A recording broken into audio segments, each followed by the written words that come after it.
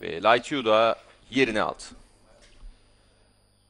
Kısraklar içeride, beyaz bayrak kaldırıldı, start verildi ve koşu başladı değerli izleyenler. Evet, bakıyorum 8 numaralı Cartridge ve 12 numaralı Light Yu ikilisi rakiplerinden yaklaşık 4'er boy sonra koşuya başladılar. 6 numaralı Tekcan'ın dışından gelen 2 numaralı Shut Up liderliği aldı. İçinde 6 numaralı Tekcan ikincilikte.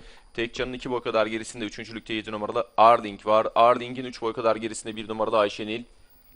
Daha sonra iç kulvara yakın 11 numaralı Wicca, dışlarında 9 numaralı Hayal, bariyer dibine yakın 4 numaralı Jingle Bell, 1,5 boy kadar geride 5 numaralı Şuruk, bariyer dibine yakın 10 numaralı Big Moon Lady, onun 2 boy kadar gerisinde 12 numaralı Light Yu, 3 boy kadar geride 8 numaralı Cartridge'in 4-5 boy kadar gerisinde son sırada 3 numarada Al Sinem var bu sırayla kısraklarda 1200 metre start yerini geçmek üzere. 2 numaralı Shut Up liderliğini sürdürüyor. Farkı 4-5 boya kadar çıkardı. 6 numaralı Tekcan ikincilikte, Tekcan'ın 1 boy kadar gerisinde. 3.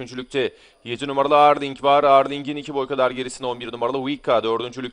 Wicca'nın 1 boy kadar gerisinde dışta 9 numarada Hayal, yanında 1 numaralı Ayşenil. Daha sonra 10 numaralı Big Moon Lady, bariyer dibine yakın 4 numaralı Jingle Bell, 5 boy kadar geride 12 numaralı Light Yu, dışında 5 numaralı Şuruk, 5 boy kadar geride de 8 numaralı Cartridge sırasıyla son 800 geçildi.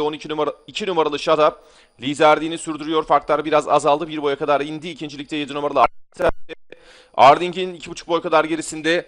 Dışta 11 numaralı Wicca, onun dışında Hayal, bariyer dibine yakın 10 numaralı Big Moon Lady. Önlerdeki kısraklar bu sırayla son 600 geçiliyor. 2 numaralı Shut Up liderliğini sürdürüyor. Fark 1 boy. 7 numaralı Arding ikincilikte. Arding'in 1,5 boy kadar gerisinde.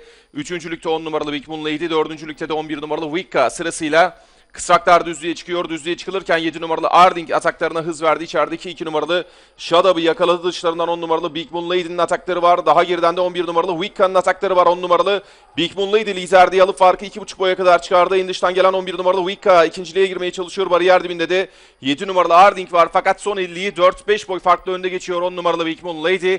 11 numaralı Wicca ikincilikte koşuyor. 10 numaralı Big Moon Lady Ufuk Akay'la kazanıyor. 11 numaralı Wicca ikinci, 7 numaralı Arding üçüncü, 1 numaralı Ayşenil de dördüncü oldu. Koşuyor 10 numaralı Big Moon Lady Ufuk Akay'la kazandı.